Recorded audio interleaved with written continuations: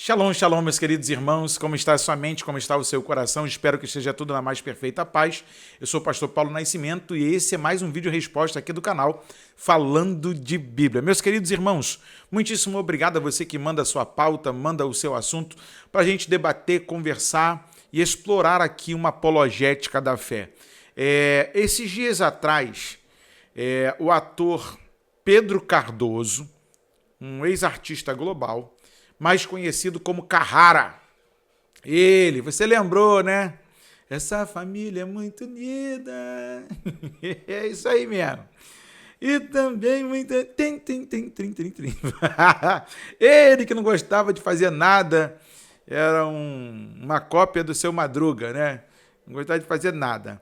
Foi tentar fazer uma publicação em um dos seus vídeos, falando contra o ato da morte de Jesus, que nós, tradicionalmente, no cristianismo, entendemos de forma errada e que não salva a humanidade, que é preciso uma nova compreensão dos cristãos para limpar o povo brasileiro de um masoquismo de origem cristã.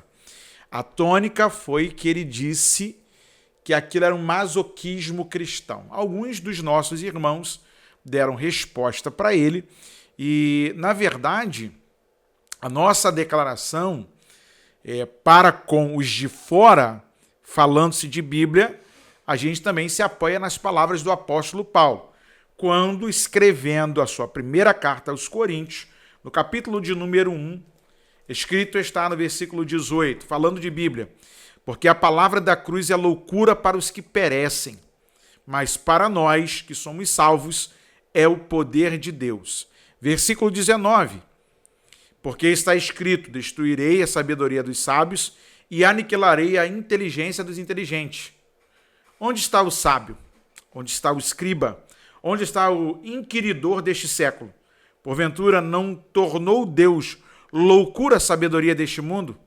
Visto como na sabedoria de Deus o mundo não conheceu a Deus, pela sua sabedoria, aprove a Deus salvar os crentes pela loucura da pregação. A primeira pessoa que eu vi ainda na minha juventude pregar, no meu comecinho da fé, foi a irmã Senir da Hora, uma grande pregadora aqui da cidade de Itaboraí, que hoje está casada, tem seu esposo, sua família, e eu lembro que ela pregou nesse texto: aprove Deus salvar os crentes pela loucura da pregação.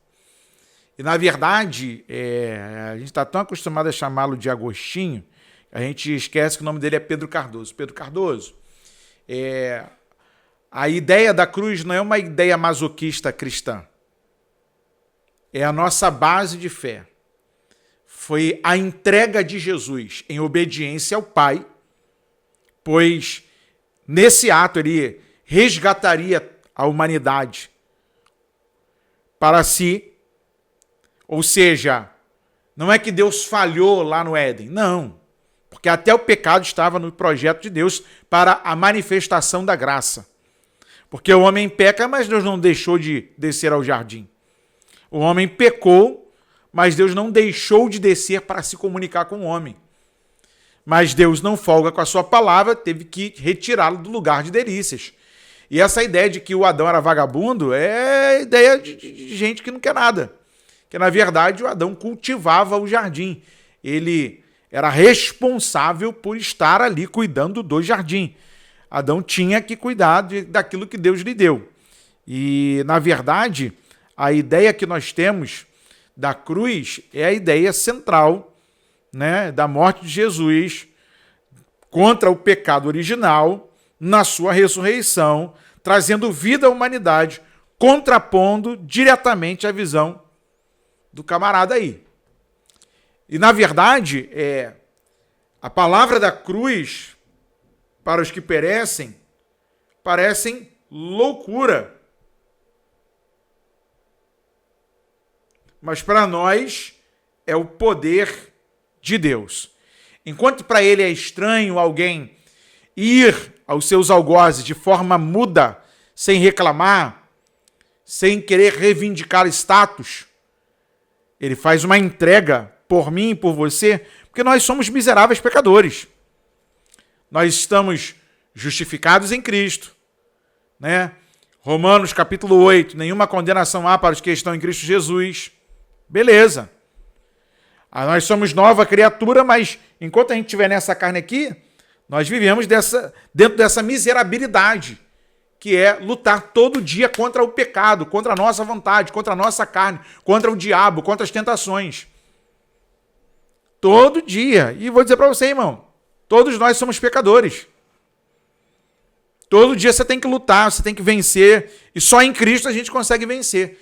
E aí, para ele, é estranha a fala, porque, na verdade, a Bíblia, ela traz dentro do seu brilho uma mensagem que para alguns é compreensiva e para outros não. Então, assim como Pedro Cardoso, existem muitas pessoas que vão ler a Bíblia e vão sentir raiva de Deus. Tem muita gente que vai ler a Bíblia e vai, na verdade, querer ficar longe de Deus, porque a ideia que ele tem é de um Deus que fulmina, é um Deus que mata, é um Deus que odeia o pecador. Na verdade, Deus odeia o pecado. O pecador, ele deseja salvá-lo. E o desejo de Deus é que todos os homens sejam salvos. Apesar dele não salvar a todos. A salvação é para os eleitos, escolhidos, os predestinados. E alguém vai dizer assim, poxa, pastor, o senhor está sendo calvinista? Não, está na Bíblia, irmão. Leia a carta de Paulo aos Romanos e você vai entender que os grandes pontos da teologia, a justificação, a eleição, a glorificação, o pecado que Paulo fala aqui 16 vezes, o poder destrutivo do pecado, o arrebatamento, o grande, terrível dia do Senhor, a vida com Deus, está aqui. Mas para eles é difícil deles entenderem por quê. Porque, na verdade, se Deus não quisesse se revelar para eles, eles vão continuar andando perdidos. Essa é a grande verdade. Só que Deus vai aniquilar a inteligência do sábio com a loucura da pregação. E aprove a Deus salvar os crentes pela loucura da pregação. Porque, irmão, vamos falar de verdade? Outro dia alguém perguntou para mim assim, era um corvo que servia Elias ou eram os muçulmanos que estavam ajudando a ele lá quando ele estava em fuga? Eu falei, irmão, não importa se foram muçulmanos na sua linguagem ou se eram corvos como o animal, de fato, aquele pretinho, bonitinho, esquisito que ele é, tá bom? O importante é que o profeta foi sustentado, Deus não deixou morrer à míngua, de fome. Alguém foi lá e foi provisão para ele.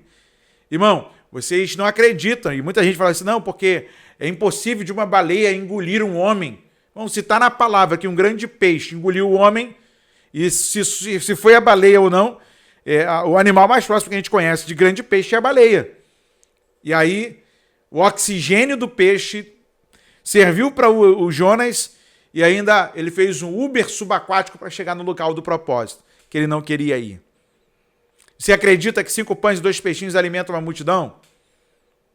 Está na Bíblia, eu creio, irmão. Como diz o apóstolo Miguel Ângelo. Está na Bíblia? Então eu creio. Então, pega essa, irmão. Se está na Bíblia, cabe a nós, cristãos, e que amamos ao Senhor, amamos a sua palavra, ainda que a gente tenha algumas dificuldades de compreensão, continuar crendo, porque o Senhor é poderoso para fazer infinitamente mais. O que você pensa disso tudo? Vamos para mais um bom bate-papo? Deixe seu comentário aí, compartilhe esse vídeo com alguém. E daqui nós seguimos a proposta, falando de Bíblia.